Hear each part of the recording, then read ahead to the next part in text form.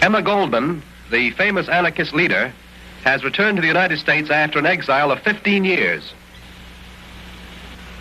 I'm delighted to be back in the United States, my hunting ground of 35 years.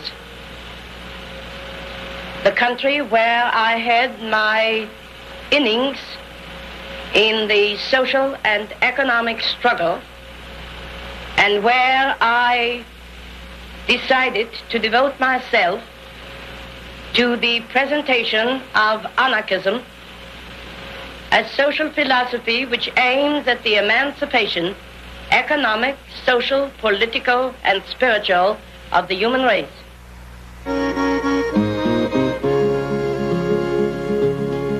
Emma Gольдман was perhaps the best known of the many immigrant anarchists who had come from countries all over Europe.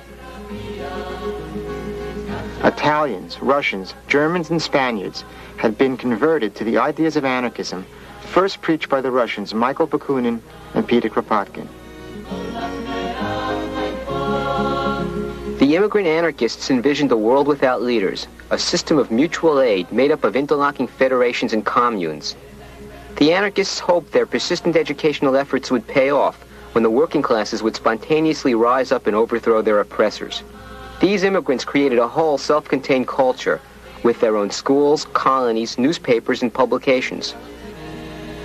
Together with other immigrant groups, they led anti-war protests during the First World War and were active in fighting the rising tide of fascism during the 1930s and 40s.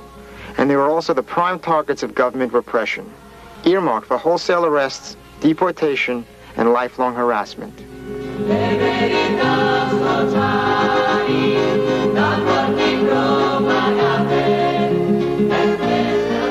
What do you think about Russia, Miss Gольдман? I consider Russia and America the most interesting countries in the world today. How about Hitler? I don't know him and don't want to. What is your opinion of Italy? Beautiful country minus Mussolini. Miss Gольdmан, should the government here object to your speeches of anarchism, would you change them or leave the country? I will leave the country rather than deny my ideas. I prefer to stick to my gun.